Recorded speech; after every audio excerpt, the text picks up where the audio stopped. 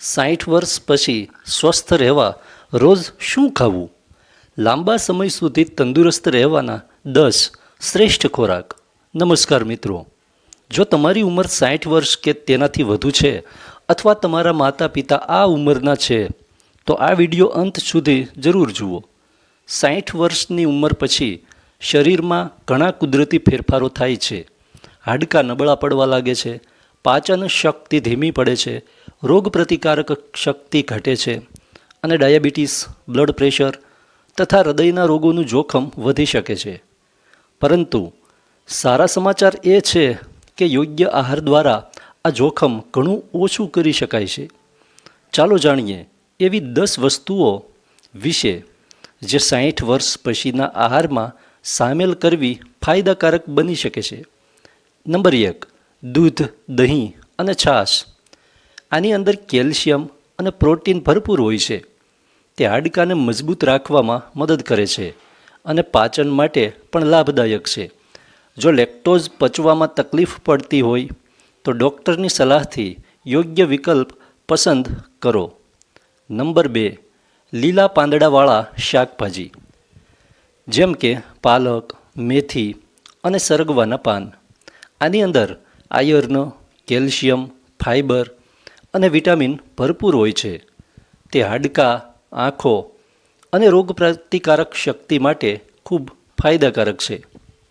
Number 3, ઋતુ મુજબના ફળ જેમાં પપૈયું, સફરજન, જામફળ, નારંગી અને દાડમ જેવા ફળ શરીરને વિટામિન, ખનિજ અને એન્ટીઓક્સિડન્ટ્સ આપે છે.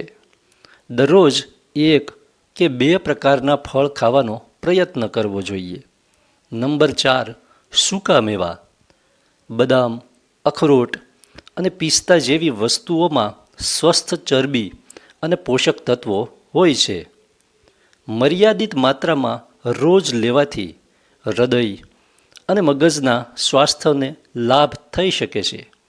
નંબર 5, દાળ અને કઠોળ જેની અંદર મગ, ચણા, રાજમા અને તુવેર જેવી દાળ પ્રોટીન અને ફાઇબરનો સારો સ્ત્રોત છે.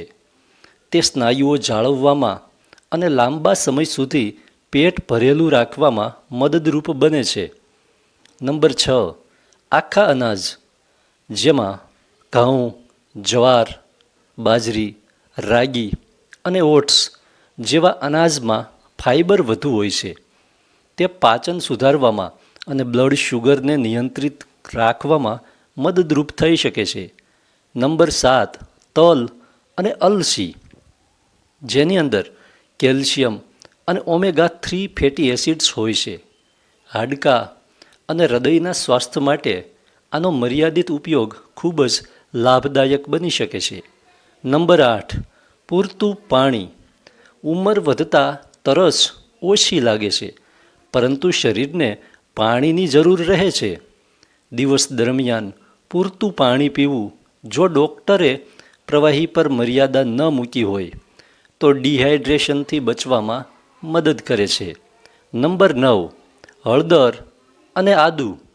આ બંનેનો મર્યાદિત ઉપયોગ ભોજનમાં સ્વાદ વધારવા ઉપરાંત કેટલાક લોકોને સોજા સંબંધિત સમસ્યાઓમાં ખૂબ મદદરૂપ થઈ શકે છે. નંબર 10, પ્રોટીન જેની અંદર પનીર, દહીં, દાળ, કઠોળ, ઈંડા તથા માછલીની જગ્યાએ વિકલ્પ તરીકે બીજો ખોરાક જે શાકાહારી હોય તે જ ખાવો. ઈંડા અને માછલીનો ત્યાગ કરવો. પ્રોટીનના સ્ત્રોત સ્નાયુઓની તાકાત જાળવવામાં મદદરૂપ થાય છે. મહત્ત્વની વાત, માત્ર સારું ખાવાથી જ પૂરતું નથી. દરરોજ 30 મિનિટ ચાલવું, હળવી કસરત કરવી, પૂરતી ઊંઘ લેવી, ધૂમ્રપાન અને વધુ આલ્કોહોલથી દૂર રહેવું અને નિયમિત આરોગ્ય તપાસ કરાવવી પણ એટલી જ જરૂરી છે.